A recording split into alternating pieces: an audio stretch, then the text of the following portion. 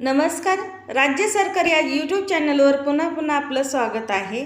बातमी आहे महत्त्वाची. तत्पूर्वी चॅनलवर नवीन असेल तर लाईक आणि सबस्क्राईब करून घ्या.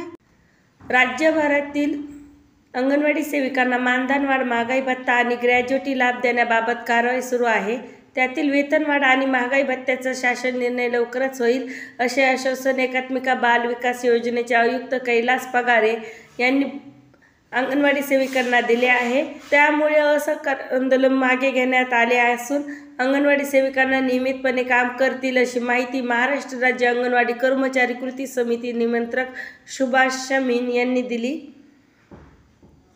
मानधनवाढ, महागाई भत्ता आणि ग्रॅज्युटी मागण्यासाठी अंगणवाडी सेविकांसाठी मागील महिनाभर असहकार आंदोलन करण्यात येत होते. याबाबत मंत्रिमंडळाच्या कॅबिनेट बैठकीत प्रस्ताव ठेवला जाणार असून त्यानंतर शासन आदेश निर्णय असे सांगितले.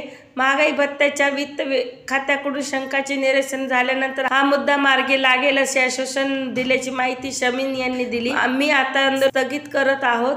आतापर्यंत सुरू असलेल्या असहकार आंदोलन मागे घेत आहोत. यापुढे काम नियमित करण्यात येणार आहे.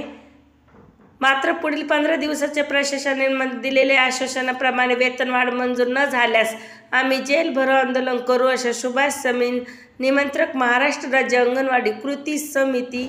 धन्यवाद. असेच नवनवीन व्हिडिओ पाहण्यासाठी या चॅनलला लाईक आणि सबस्क्राईब करा.